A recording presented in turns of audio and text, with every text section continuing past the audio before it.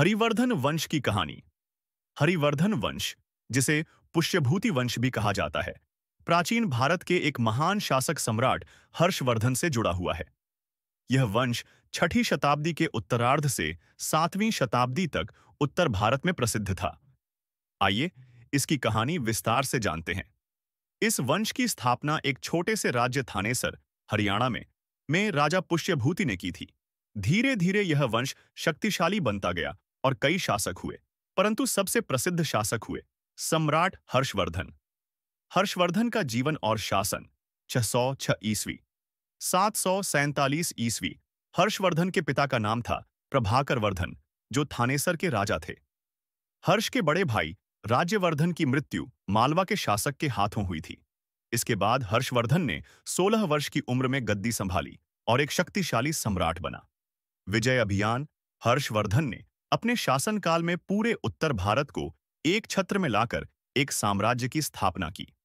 उसकी राजधानी कन्नौज, वर्तमान उत्तर प्रदेश, थी।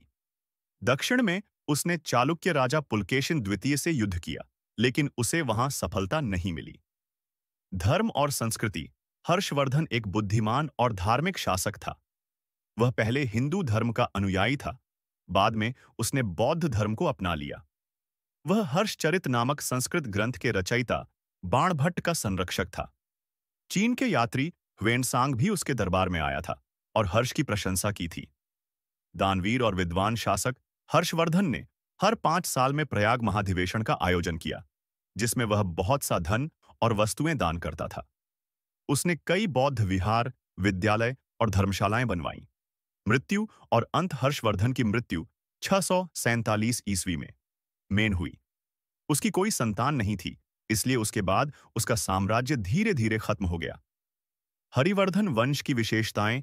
यह वंश धार्मिक सहिष्णुता, विद्या और कला का संरक्षक रहा। हर्षवर्धन ने भारत को एकता, समृद्धि और संस्कृति की दिशा में आगे बढ़ाया।